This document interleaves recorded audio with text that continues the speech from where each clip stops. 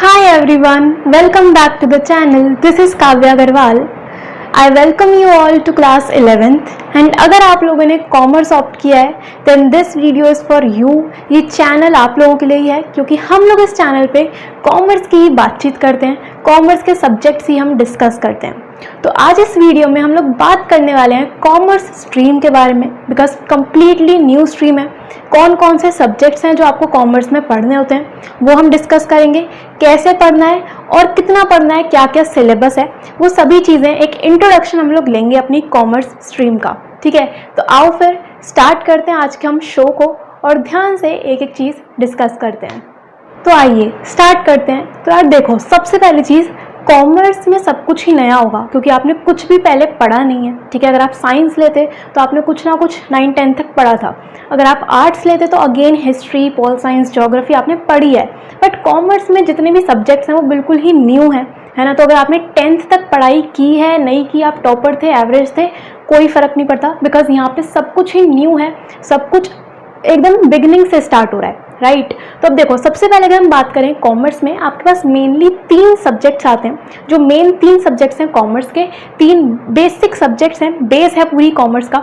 सबसे पहला आता है अकाउंटेंसी, दूसरा है बिजनेस स्टडीज़ और तीसरा आता है इकोनॉमिक्स। ठीक है, तीनों सब्जेक्ट्स हैं, तीनों ही सब्जेक्ट्स की बात करेंगे। इसके अलावा आपके पास इंग्लिश है, मैथ्स है, वो अलग चीज़ें हैं। बट कॉमर्स में हमारे पास मेनली 3 सब्जेक्ट्स हैं, accountancy, business studies and economics, right. अगर मैं आपको एक बेसिक इंट्रोडक्शन दूँ इन तीनों ही सब्जेक्ट्स का, तो यार अकाउंटेंसी क्या है?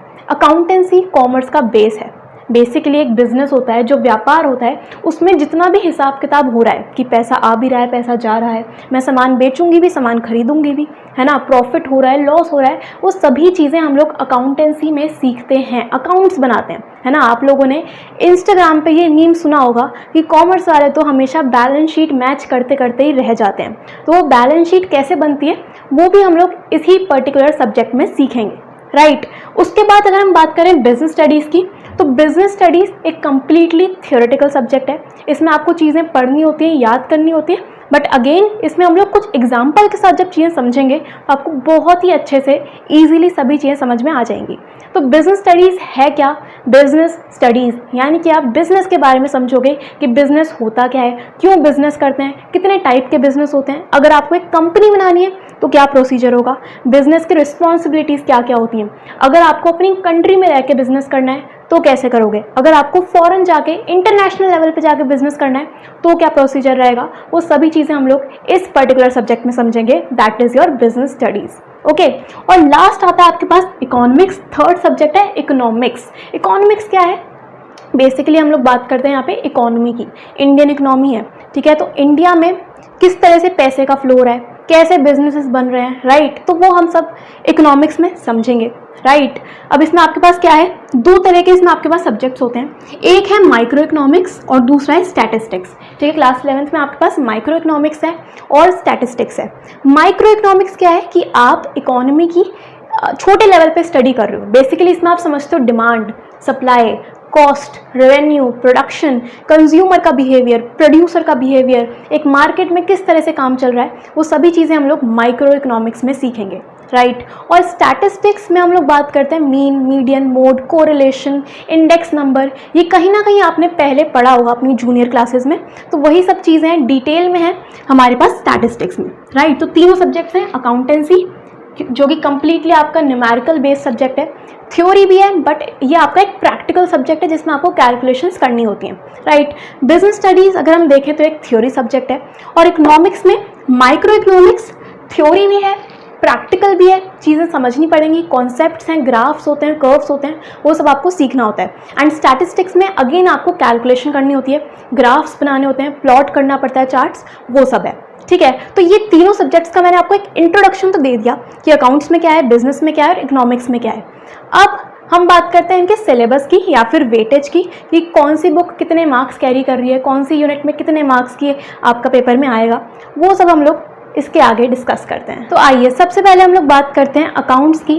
तो अकाउंट्स में आपके पास टोटल 3 यूनिट्स हैं, 80 मार्क्स का एग्जाम होगा, राइट।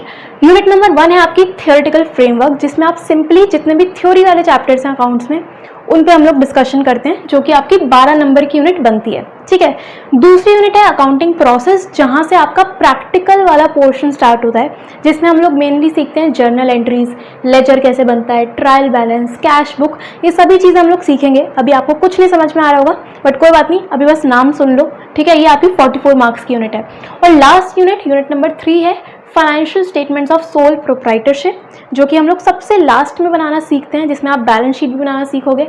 ठीक, जो कि आपकी 24 नंबर की यूनिट बन जाती है। ओके, तो इस तरह से डिविजन है। टोटल 80 मार्क्स का एग्जाम होगा। कौन कौन से चैप्टर्स हैं वो आप बुक में चेक कर सकते हो, बिकॉज अभी आपको कुछ भी समझ नहीं आएगा तो यहाँ पे लिखने का भी कोई पॉइंट नहीं है। राइट, ये हो गया अकाउंट्स का। उसके बाद चलते हैं बिजनेस स्टडीज़ पे। तो BST का भी आपका जो पेपर है अगेन 80 मार्क्स का ही होगा।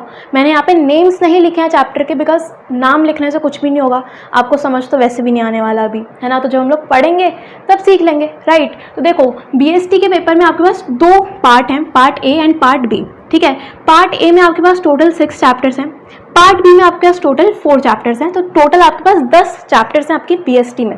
Right, chapter number 1 and 2 16 number का होगा, chapter 3 and 4 14 number, and chapter 5 and 6 10 number. ठीक, तो 40 मार्क्स का पार्ट ए है। पार्ट बी में किस तरह से डिवीजन है, 7 एंड 8 20 मार्क्स के, एंड चैप्टर 9 एंड 10 20 मार्क्स के। तो इस तरह से आपका टोटल 80 मार्क्स का पेपर बनता है, 80 मार्क्स का सब्जेक्ट बनता है बिजनेस स्टडीज़ में। ठीक है, अगर आपको इसके चैप्टर के नेम देखने हैं तो आप बुक्स में चेक कर सकते हो।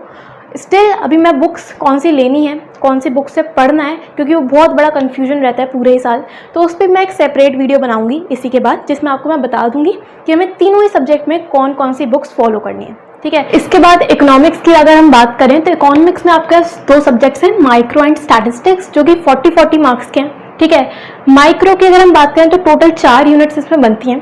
यूनिट नंबर 1 4 नंबर की, यूनिट नंबर 2 14 नंबर की, यूनिट 2 में आपके पास मेनली 3 चैप्टर्स आते हैं। ठीक है, यूनिट 3 में भी आपके पास करीब 5-6 चैप्टर्स हैं 14 मार्क्स की, एंड यूनिट नंबर 4 आपका 8 नंबर का है। तो टोटल 40 नंबर का आपका माइक्रो इकोनॉमिक्स का सब्जेक्ट है। ठीक है, इसके बाद हम बात करें स्टैटिस्टिक्स की, तो स्टैटिस्टिक्स में आपके पास 3 यूनिट हैं।